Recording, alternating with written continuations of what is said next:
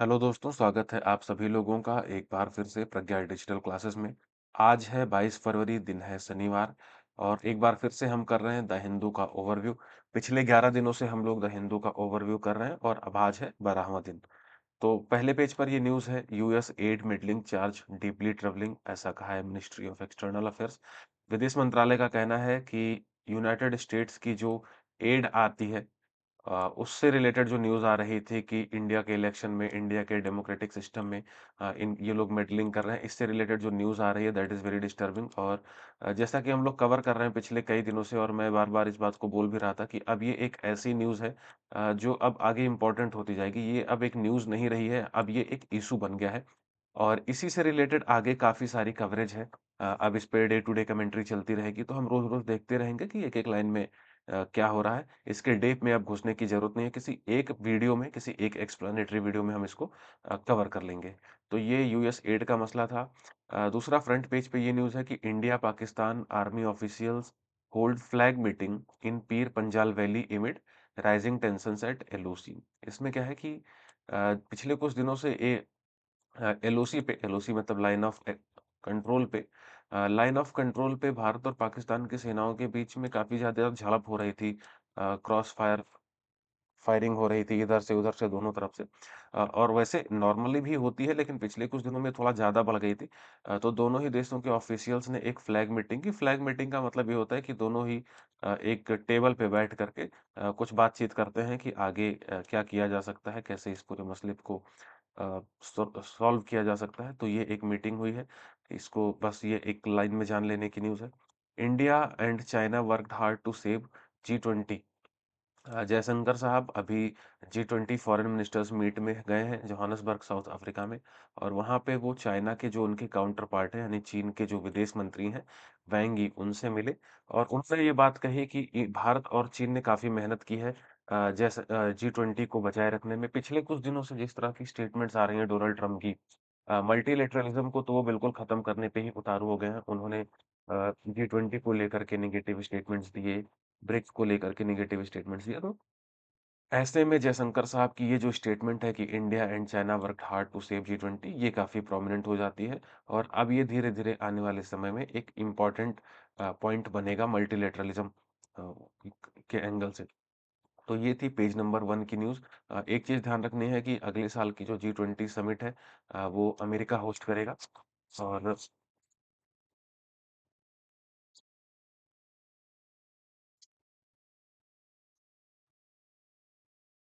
अ, चूँकि America host है अगले साल का, तो अभी ये डाउट हो रहा है कि अमेरिका होस्ट करेगा भी या नहीं। तो फिलहाल पेज नंबर 1 पे यही न्यूज़ है, पेज नंबर 2 पे स्टेट की न्यूज़ है। Kalinga institute of industrial technology का मसला, वहाँ पे जो एक नेपाली लड़की हॉस्टल में डेड पाई गई थी, वो चल रहा है। और ये स्टेट की न्यूज़ है, मतलब ये नेशनल न्यूज़ बन गई थी, लेकिन अब ये इसकी लगातार कवरेज हो रही है। अब हम इसको रोज़-रोज़ कवर नहीं करेंगे, इसको छोड़ देंगे। पेज नंबर 3 पर जब आते हैं तो नरेंद्र मोदी जी किसी कॉन्क्लेव, किसी कॉन्फ्रेंस को एड्रेस कर रहे थे। वहाँ उन्होंने ये कहा कि India an emerging global power house says Modi. तो भारत एक इमर्जिंग पावर हाउस है, ऐसा मोदी जी ने कहा। साथ ही उन्होंने ये भी कहा Indian languages always enriched each other, ठीक है? पिछले दिनों जो साउथ इंडिया से कई सारे प्रोटेस्ट आ रहे थे, खास तौर पे डीएमके और एआईडीएमके की तरफ से, उसको एक काइंड ऑफ इनडायरेक्टली जवाब है। 90 इयर्स अखिल भारतीय मराठी साहित्य सम्मेलन में मोदी जी बोल रहे थे, वहाँ पर उन्होंने ये बात कही। तो ये पीएम की स्टेटमेंट है, एक-एक लाइन में जान लेना ठीक है, बाकी इसके डिटेल में जाने की ज़रूरत नहीं है। इसके अलावा पेज नंबर 3 पे और कुछ नहीं है। पेज नंबर 4 पर ये न्यूज़, जैसा मैं कह रहा था कि यूएस एड का जो मसला है, अब ये कुछ दिनों तक चलेगा और ये लगातार चलता रहेगा और सभी पार्टीज़ एक-दूसरे पे आरोप लगाएँगी, आरोप-प्रत्यारोप का अब ये दौर चल पड़ा है और चलता रहेगा अगले कुछ समय तक। फिर इसी में आता है पेज नंबर 3 पे ही लैंग्वेज का मसला जो है, जैसे हमने ऊपर देखा पीएम मोदी जी का जो स्टेटमेंट है, एक ये स्टेटमेंट है इद्दापी के पलानीस्वामी, ये एआईएडीएमके के जनरल सेक्रेटरी हैं। ध्यान देना है कि एआईएडीएमके और डीएमके दोनों अलग-अलग पार्टीज़ हैं और दोनों ही तमिलनाडु की प्रोमिनेंट पार्टीज़ हैं, बड़ी पार्टीज़ हैं। तो एआईएडीएमके के जो जनरल सेक्रेटरी हैं इडापी के पलानीस्वामी, इनका कहते हैं कि थ्री लैंग्वेज फार्मूला अननेसेसरी इन तमिलनाडु। न्यू एजुकेशन पॉलिसी के तहत जो थ्री लैंग्वेज फार्मूला इम्प्लीमेंट किया जाना था और इसके पहले भी इवन कॉन्स्टिट्यूएंट असेंबली में भी थ्री लैंग्वेज फार्मूला की बात हुई थी। तो ये इनका यही कहना है कि थ्री लैंग्वेज फार्मूला जो है वो तमिलनाडु में अननेसेसरी है, उसकी ज़रूरत नहीं है। और इधर यूनियन एजुकेशन मिनिस्टर अ, और तमिलनाडु के जो सीएम हैं, उनके बीच में भी कहा-सुनी चल रही है इसी न्यू एजुकेशन पॉलिसी और लैंग्वेज इश्यू को लेकर के। तो लैंग्वेज इश्यू अब एक बड़ा इश्यू बनता जा रहा है, पिछले कुछ दिनों से ये लगातार सुर्खियों में रह रहा है। अ फिर आता है अगला पेज नंबर 5 पेज नंबर 5 पे एक तो छोटी-सी न्यूज़ है। 5 more cheetahs released in Kuno national park. Kuno national park Madhya Pradesh में है और नामीबिया और साउथ अफ्रीका से इंडिया में चीते मँगाए गए थे। 8 और 12 के स्लॉट में तो टोटल 20 चीते मँगाए थे अभी तक। और इन चीतों के साथ क्या किया जाता है, इन्हें केज में नहीं रखा जा रहा था, इन्हें वाइल्ड एन्क्लोज़र में रखा जा रहा था। वाइल्ड एन्क्लोज़र का मतलब है मान लो कि ये पूरा जंगल है, ठीक है? तो एक पर्टिकुलर एरिया को ऐसे एनक्लोज़ बना दिया इसी जंगल के अंदर और इनको इसी में रखेंगे, ये इसके बाहर नहीं जा पाएँगे। पहले यहाँ पे ये रहने लगते हैं, उसके बाद फिर इनको छोड़ दिया जाता है वाइल्ड वाइल्ड में जाने के लिए। तो अभी क्या है कि टोटल 12 चीतों को वाइल्ड में छोड़ा जा चुका है। मतलब 7 को पहले छोड़ा गया था, 5 को अभी छोड़ा गया है, तो टोटल 12 हो गए हैं। तो ये एक न्यूज़ है। इसके पहले भी हम लोगों ने एक दिन एक आर्टिकल कवर किया था कि जो चीता है जिनको लेकर आए हैं हम लोग ईरान से वो उनको ये वाला जो प्रोजेक्ट है प्रोजेक्ट चीता वायबल क्यों नहीं है तो इसी से रिलेटेड ये न्यूज़ है। इसके बाद जब आते हैं पेज नंबर इधर साइड वाले न्यूज़ में तो ED imposes penalty of 3 crore on BBC world services India. BBC जो न्यूज़ चैनल है उस पर इन्फोर्समेंट डायरेक्टरेट ने 3 करोड़ का जुर्माना लगाया है फेमा एक्ट के तहत। अ, एफ- फेमा फीमा एक्ट के तहत एफडीआई के जो मैंडेट हैं यानी कि जो किसी भी फॉरेन कंपनी की किसी एक नेशनल कंपनी में इन्वेस्टमेंट हो सकती है, उसके जो रूल्स हैं उसको ब्रीच किया था अ, बीबीसी ने और उसी चीज़ को लेकर के इनके ऊपर एक जुर्माना लगा है। इस वाली न्यूज़ को हम डिटेल में कवर कर लेंगे, ये इंटरेस्टिंग है। पेज नंबर 5 पर जब नीचे आते हैं तो एक और ये पॉजिटिव न्यूज़, अच्छी news. Around 6.5 lakh olive ridley turtles reach Odisha beach for mass nesting, ठीक है? उड़ीसा में गंजम डिस्ट्रिक्ट है और गंजम डिस्ट्रिक्ट के ऋषिकुल्या बीच, ठीक है? ये इंडिया है, तो ये उड़ीसा है और यहाँ पे गंजम डिस्ट्रिक्ट है। गंजम डिस्ट्रिक्ट का एक है ऋषिकुल्या बीच, उस बीच पर ये जो ओलिव रिडली टर्टल्स हैं, ये आते हैं मास नेस्टिंग के लिए, ठीक है? मास नेस्टिंग क्या होती है? प्रजनन के लिए ये सारे आते हैं। ओलिव रिडली टर्टल एक किस्म की कछुए की प्रजाति है। फिर इसी बीच बगल में ये एक छोटी-सी न्यूज़ है। Amid growing threat from drones, army to strengthen its air defence, ठीक है? ड्रोन का यूज़ काफ़ी ज़्यादा बढ़ रहा है और ये एक सिक्योरिटी चैलेंज बन के उभर रहा है। आर्मी ने अभी क्या स्टार्ट किया है, अपने एयर डिफेंस सिस्टम को स्ट्रॉन्ग किया करना स्टार्ट किया है ड्रोन्स वगैरह से निपटने के लिए, ठीक है? और इससे निपटने के लिए उन्होंने कई चीज़ों का ऑर्डर किया है, उनमें से एक चीज़ बहुत ध्यान रखनी है जो अभी इन दिनों सुर्खियों में है। क्यूआरएसएएम, क्यूआरएसएएम का मतलब होता है quick reaction surface to air missile. Quick reaction मतलब बहुत जल्दी से जो रिएक्ट कर सके, जिसको हम बहुत जल्दी से लॉन्च कर सकें और सरफेस टू एयर का मतलब ज़मीन से हवा में मार करने के लिए। हवा में तो ड्रोन होगा तो ड्रोन मारना है तो सरफेस ज़मीन से मार करेंगे सरफेस टू एयर। तो ये था पेज नंबर 5। पेज नंबर 6 है एडिटोरियल। एडिटोरियल में कुछ ख़ास ऐसा है नहीं जिसको लेकर के बहुत ज़्यादा एफर्ट लगाया जाए। अब अ, ज़्यादातर चीज़ें तो वही होती हैं जो पिछले कई दिनों से न्यूज़ में आ रही होती हैं, रिपीट हो रही होती हैं। लेकिन इधर साइड में देखते हैं, ये एक आर्टिकल है जजेस dilemma. Accountability and independence ought to be equally important for जजेस। कल हम लोगों ने कवर किया था लोकपाल का जो एक डिसीजन था हाई कोर्ट जज को लेकर के, उस पर सुप्रीम कोर्ट ने स्टे लगा दिया था। उसी से रिलेटेड ये न्यूज़ है कि जो हाई कोर्ट के जजेस हैं उनके लिए इंडिपेंडेंस भी इम्पोर्टेंट है और साथ के साथ उनकी अकाउंटेबिलिटी भी इम्पोर्टेंट है और उसी पर ये एक आर्टिकल है। अब ये एक इशू चलता रहेगा, इस पर आर्टिकल्स आते रहेंगे। Converting court cases backlog into treasure trove. India में जो कोर्ट केसेस हैं वो काफ़ी ज़्यादा संख्या में मतलब कोर्ट में बहुत बहुत सारे केसेस पेंडिंग रहते हैं। तो उसी से रिलेटेड ये न्यूज़ है और कुछ ख़ास इसमें है नहीं, बस एक डेटा याद रखने के लिए कि सुप्रीम कोर्ट में 82,000 केसेस पेंडिंग हैं, हाई कोर्ट में सारे मिला करके 62 लाख हैं और लोअर कोर्ट्स में 50 लाख से ज़्यादा अ अ 5 करोड़ से ज़्यादा केसेज़ हैं लोअर कोर्ट में और 50 लाख से ज़्यादा केसेज़ ऐसे हैं जो 10 साल से ज़्यादा समय से पेंडिंग हैं। तो इसी को लेकर के एक आर्टिकल। दूसरा जजेस का जो रेशियो है पर यूनिट पॉपुलेशन, तो 21 जजेस for every million citizen. 1 million यानी कि 10 लाख आबादी पे सिर्फ 21 जज हैं इंडिया में। तो ओवरऑल जो जजेस की संख्या है वो भी बहुत कम है। इसी पर ये आर्टिकल लिखा गया है। डेटा यहाँ से काफी मिलेगा। The US visit viewed through industries business lens. ठीक है, मोदी जी अभी कुछ दिनों पहले अमेरिका में गए थे, तो अमेरिका की जो विजिट थी उसको बिजनेस के पर्सपेक्टिव से ये इसको समझने और जानने की कोशिश कर रहे हैं। बस यही इसमें न्यूज़ है और कुछ नहीं है। फिर आता है southern discomfort, plead delegated legislation from the center should not override states plenary law। UGC के जो ड्राफ्ट गाइडलाइंस है उन्हीं को रिलेटेड लेकर के न्यूज़ है। साउथ इंडिया के जो नॉन बीजेपी रूल्ड स्टेट्स हैं उनकी काफ़ी दिनों से उनकी शिकायतें आ रही थी यूजीसी की जो ड्राफ्ट गाइडलाइंस है उसी को लेकर, और उसी से रिलेटेड ये न्यूज़ है। फिर जब अगले पेज पे आते हैं तो ग्राउंड जीरो आज सैटरडे है। जब इनके पास कवरेज के लिए कुछ नहीं होता है तो इसी तरह की न्यूज़ कवर कर करके ये पेज भरते हैं, और आज टोटल 16 पेज है। 16 में से 4 पेज, जैसे कि ये पेज नंबर 7 है, 8 है, 9 है, 10 है, इसको ग्राउंड ज़ीरो से ही भर दिया है इन दोनों ने। ग्राउंड ज़ीरो में क्या करते हैं, किसी एक स्टेट को या रीजन को पकड़ते हैं और उसी की कोई एक न्यूज़ को पकड़ करके पूरा पेज भर देते हैं। तो जैसे कि यहाँ ग्राउंड ज़ीरो है तो यहाँ पहले पे ये उड़ीसा का केस है, death in hostel and campus on the boil. अब इसी को ये कवर करेंगे। फिर जब आप आते हैं पेज नंबर 8 पे, तो remembering icons in the year of Bihar election. Bihar में इलेक्शन होने वाले हैं, तो वहाँ के जो आइकन्स हैं, लोकल आइकन्स हैं, उनको इस्तेमाल कर रहे हैं किस तरह से पॉलिटिकल पार्टीज़ अपना वोट बनाने के लिए। तो बिहार पर ये आग एक पूरी कवरेज है 1 पेज की। फिर आते हैं आंध्र प्रदेश पे, पेज नंबर 9 को में आंध्र प्रदेश को कवर किया है। वहाँ पे बर्ड फ्लू की घटनाएँ हो रही हैं, उसको कवर किया गया है। फिर आते हैं कर्नाटका पे, पेज नंबर 10 में।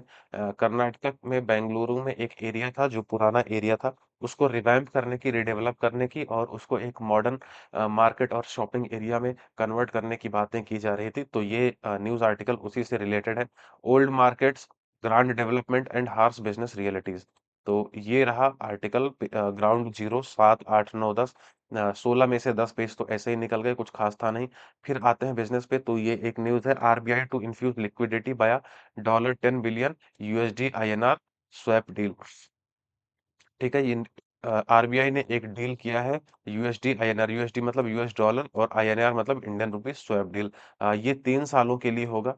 3 सालों में $10 बिलियन की एक डील होगी। ये डील कंपनीज कब करती हैं, जब कोई भी करेंसी बहुत ज्यादा प्रेशर फील करती है। जैसे पिछले कुछ समय से इंडियन रुपी को जो है उसकी कीमत घट रही है vis-a-vis डॉलर, और बहुत सारे जो फॉरेन इन्वेस्टर्स हैं वो अपना मनी विथड्रॉ कर रहे हैं। मनी विथड्रॉ करने की वजह से लिक्विडिटी का प्रॉब्लम आ रहा है डॉलर के टर्म्स में। तो ऐसे में क्या होता है, जो सेंट्रल बैंक्स होते हैं, गवर्नमेंट्स होती हैं, वो ऐसे डील्स साइन करती हैं अपनी करेंसी को प्रोटेक्ट करने के लिए। तो इसीलिए अभी इस पूरे प्रोसेस में आरबीआई ने एक डील साइन किया है $10 बिलियन का, और ये अगले 3 सालों तक इफेक्टिव होगा। इसी के अलावा एक ये न्यूज़ है, पॉजिटिव न्यूज़ है। Flash PMI flash India PMI expands to 60.6 in February on robust service sector indicator. ठीक है, पीएमआई क्या होता है, परचेजिंग मैनेजर्स इंडेक्स। तो परचेजिंग मैनेजर्स इंडेक्स से पता चलता है कि इंडस्ट्री ग्रो कर रही है या नहीं ग्रो कर रही है या स्लगिश है। होता ही है, ये हर महीने निकाली जाती है। तो इस महीने का जो डेटा आया है फरवरी का, वो जनवरी से बेहतर है सर्विसेज सेक्टर में, लेकिन मैन्युफैक्चरिंग सेक्टर में थोड़ा-सा डिप आया है। तो यही आर्टिकल है कि पीएमआई जो है सर्विसेज सेक्टर में तो बढ़ा है, लेकिन मैन्युफैक्चरिंग सेक्टर में ये घटा है। इसके अलावा एक ये छोटा-सा आर्टिकल है, वन लाइन में, ये एक स्टेटमेंट है। ध्यान रखिएगा इसे, आर्टिफिशियल इंटेलिजेंस एक इमर्जिंग सेक्टर है। तो less than 30% AI experts hands on experts. अब ये क्या है कि आर्टिफिशियल इंटेलिजेंस में भारत दुनिया का दूसरा सबसे बड़ा टैलेंट पूल है। लेकिन जो 30% से भी कम लोग हैं उनको आर्टिफिशियल इंटेलिजेंस का या भी किसी भी किस्म के आर्टिफिशियल इंटेलिजेंस का हैंड्स ऑन एक्सपीरियंस है। यानी कि उन्होंने इसको यूज़ किया हो कभी ना कभी। फिर आते हैं पेज नंबर 12, वर्ल्ड न्यूज़ है। ट्रंप ने कहा है कि Zelenskyy's presence not important in talks to end the war. Zelenskyy की जो मौजूदगी है वह वार खत्म करने के लिए इम्पोर्टेंट नहीं है। इनका कहना है कि पिछले 3 सालों से ये बात कर रहे हैं लेकिन उन्होंने कुछ नहीं किया। और तो ये तो था प्रेसिडेंट ट्रंप का स्टेटमेंट ज़ेलेंस्की पे। फिर आते हैं आगे, Netanyahu vows revenge after Hamas truce violation. ठीक है, इज़राइल और हमास के बीच में ट्रूस एस्टेब्लिश करने के लिए पिछले काफ़ी समय से बातचीत हो रही थी। लेकिन कल जो हुआ कि हमास को जो डेड बॉडीज़ वापस भेजनी थी इज़राइली होस्टेजेस की, उसमें एक लेडी की बॉडी थी, भेजनी किसी की थी और चली किसी और की गई। तो इज़राइल कह रहा है कि हम इसका बदला लेंगे। हमास कह रहा है कि वो तो गलती से हो गया, बहुत सारे लोग थे तो किसको भेजना था, भेजना किसी को था और भेज किसी को दिया। तो ये न्यूज़ है इज़राइल और हमास के वॉर से रिलेटेड। इसके अलावा जब फिर आते हैं तो इसमें कुछ है नहीं, फिर आते हैं पेज नंबर 13। ये भी वर्ल्ड न्यूज़ है। वर्ल्ड न्यूज़ में ये एक स्टेटमेंट है, Trump's MCC fund freeze a setback for the Nepal's development aspiration. MCC क्या होता है? एमसीसी का फुल फॉर्म होता है मिलेनियम चैलेंज कॉर्पोरेशन, ठीक है? मिलेनियम चैलेंज कॉर्पोरेशन में क्या है कि 2017 में अ, अमेरिका ने प्लेज किया था कि वो नेपाल को $500 मिलियन देंगे और इस $500 मिलियन का इस्तेमाल किया जाना था इंफ्रास्ट्रक्चर प्रोजेक्ट्स के लिए, इलेक्ट्रिसिटी, रोड ट्रांसमिशन, इन सब के लिए। लेकिन अभी ट्रम्प आए हैं और ये सारी फंडिंग वगैरह को फ्रीज कर रहे हैं, जैसे यूएस एड वाली जो फंडिंग फंडिंग थी उसको फ्रीज कर रहे हैं, और भी कई जगहों पे जो फंडिंग अमेरिका से जा रही थी उसको फ्रीज कर रहे हैं। और इसी में इन्होंने कहा कि नेपाल को जो $500 मिलियन दिए जा रहे थे, हम उसको for the time being freeze कर रहे हैं। और इससे नेपाल को सेटबैक लगा है, क्योंकि उनके पास इनकम के बहुत ज्यादा सोर्सेज है नहीं, और इस फंड पे वो काफी हद तक डिपेंडेंट है। तो ये था पेज नंबर 13। इसके अलावा जब और नीचे आते हैं तो ये बस एक लाइन की न्यूज़ है। Scorching Pakistan city braces for worst water crisis as Trump freeze aid. ठीक है, पाकिस्तान का एक शहर है जकोकाबाद। सिंध प्रांत है। पाकिस्तान में 4 प्रांत हैं, जैसे हम लोगों के यहाँ 28 स्टेट्स हैं। वैसे ही पाकिस्तान में 4 स्टेट्स हैं, उनमें से एक है सिंध। और सिंध, दक्षिणी सिंध में एक एरिया है जकोकाबाद, और इस जकोकाबाद में अ, टेम्परेचर बहुत ज़्यादा चला जाता है, कभी-कभी तो 50 डिग्री सेल्सियस चला जाता है, और पीने के पानी वगैरह की बहुत दिक्कतें हैं यहाँ पे। और इन सारे प्रॉब्लम्स को सॉल्व करने के लिए यूएस फंडिंग देता था, काफ़ी समय से दे रहा था, 2012 से ही फंडिंग दे रहा था इसी एरिया से इसी प्रॉब्लम से निपटने के लिए। लेकिन अभी ट्रम्प ने फंडिंग फ्रीज की बात कही है, तो उसी पर रिलेटेड ये आर्टिकल है। एक तो ये नेपाल का था कि एमसीसी यानी कि मिलेनियम चैलेंज कॉर्पोरेशन की फंडिंग को फ्रीज कर देंगे, और पाकिस्तान को जो फंडिंग जाती थी जकोकाबाद शहर के लिए, उसको भी फ्रीज करेंगे। ये थे पेज नंबर 13। फिर आ जाते हैं स्पोर्ट्स पेज पे। स्पोर्ट्स पेज पे कुछ खास खबर है नहीं, बस एक ये वाली न्यूज़ ध्यान रखनी है। वनडे एग्जाम्स के लिए Kerala seals yet another edge of the seat thriller. Kerala पहली बार रणजी ट्रॉफी के फाइनल में पहुंचा है, तो ये एक इम्पॉर्टेंट न्यूज़ है। कोई भी स्टेट अगर पहली बार किसी बड़े इवेंट के फाइनल में पहुंचा है, तो वो हो सकता है कि एक न्यूज़ बन जाए, खासतौर पे वनडे एग्जाम में पूछ लिया जाए कि केरला, अब अगर ये जीतते हैं तो भी ये न्यूज़ बनेगी, या हारते हैं तो भी न्यूज़ बनेगी। अगर ये जीतते हैं तो ये हो जाएगा कि इन्होंने किसको हराया, और अगर हारते हैं तो फिर ये भी हो जाएगा कि इस बार का फाइनल कौन जीता, किसको हरा के जीता, और कौन इस बार पहली बार फाइनल में पहुंचा था। तो ये एक न्यूज़ है, याद रखनी है कि केरल पहली बार रणजी ट्रॉफी के फाइनल में पहुंचा है। अब चूंकि पहली बार फाइनल में पहुंचा है, तो ये कहने की जरूरत नहीं है कि केरल ने आज तक एक भी रणजी ट्रॉफी नहीं जीती है। तो ये था आज का न्यूज़पेपर। इसके अलावा स्पोर्ट्स पेज में और कुछ है नहीं। ये अब हम न्यूज़पेपर पिछले काफी दिनों से कर रहे हैं, आज हम लोगों का 12th डे है, तो देख रहे हैं कि न्यूज़ मोर और लेस रिपीट हो रही है। तो कोई भी पर्सन जो हमारे साथ रेगुलर जुड़ा रह रहा है, रेगुलर जुड़े रहने से ये फ़ायदा होता है कि आपका रिवीज़न होता रहता है, और न्यूज़पेपर की कवरेज बहुत कम टाइम में होती है। पहले तो 40-45 मिनट लगते थे, एक दिन 50 मिनट भी लगा था। लेकिन अब आराम से 25 मिनट में, और अगर बहुत ज़्यादा कवरेज है तो आधे घंटे में न्यूज़पेपर कवर हो जाता है। इसलिए आप लोगों से यही कहूँगा कि मिस मत कीजिए, गैप मत कीजिए, न्यूज़पेपर को रेगुलरली करते रहिए। कुछ नहीं करना है, बस मोबाइल खोल के कान में लगा लेना है और ध्यान से सुनते जाना है। गाड़ी में ट्रैवल कर रहे हो तो गाड़ी में सुन लो, मेट्रो में ट्रैवल कर रहे हो, मेट्रो में सुन लो, घर में बैठे हुए हो, खाना खा रहे हो, खाना खाते हुए सुन लो। कोई दिक्कत नहीं है, कोई नोट्स वगैरह बनाने की ज़रूरत नहीं है, बस आपको इसको रेगुलर कान में लगा कर के सुनना है बिना मिस किए। तो ख़ैर ये था आज का न्यूज़पेपर। आज थी 22 फरवरी शनिवार। कल फिर मिलते हैं संडे को भी वैसे कोई बहुत ख़ास कवरेज नहीं होती है न्यूज़पेपर्स में, छोटा-सा ही रहेगा, लेकिन देखते हैं जितना भी होगा उसको कवर कर लेंगे। तो चलते हैं, कल मिलते हैं कल के न्यूज़पेपर के साथ।